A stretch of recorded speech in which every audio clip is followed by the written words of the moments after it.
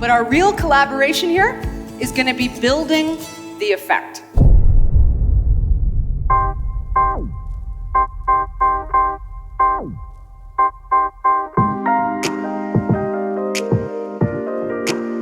I think the collaboration effect is what happens when we start working together and the unexpected begins to take place. You can reach out to somebody and try to make a connection with them, and you may think you're going to talk about teaching and you end up talking about something that you enjoy doing that you share, and it may not be the thing you set out to do, but when that starts to happen with more and more people, you start to see this awareness that we can all work together in a variety of ways using different communications tools.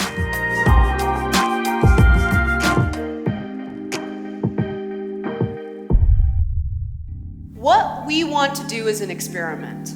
We want to scaffold or build collaboration through cooperation, co-learning, and communication. You can measure collaboration in all kinds of ways, particularly if you're using different kinds of platforms to capture engagement. So you can see how many times somebody has tweeted or how many times a student has looked at something. There are lots of ways to capture that data. And I will actually take the hashtag and do what's called a data visualization. So what we're doing here in terms of data capturing is looking at when people are talking to each other on the Twitter hashtag, whose nodes are big, who are they connecting to, how much is somebody engaged, and who's left out of that conversation. And that's what we're going to use is many-to-many communications, using the hashtag, talking to each other to build this collaboration effect.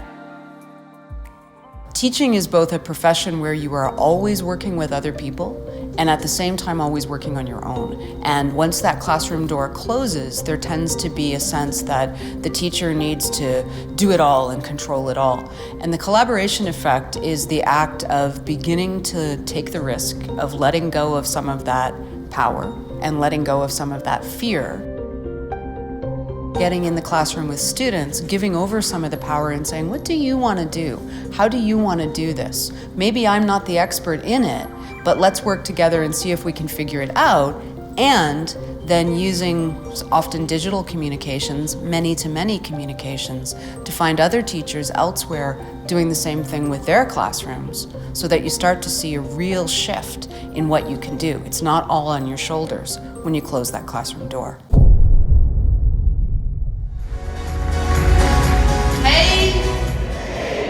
We did it! We did an experiment! I think it turned out very cool. This is just a tiny bit of the full screen of our data visualization on SocioViz over the last 3 days. The building towards the big shared idea of teacher practice, this was our sandbox.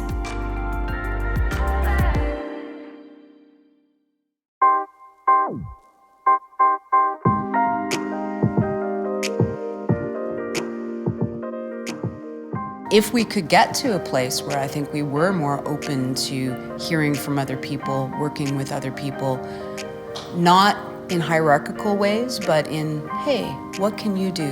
What can I do ways, we could see a very different future where we were actually able to deal with the complex problems that are part of our society right now.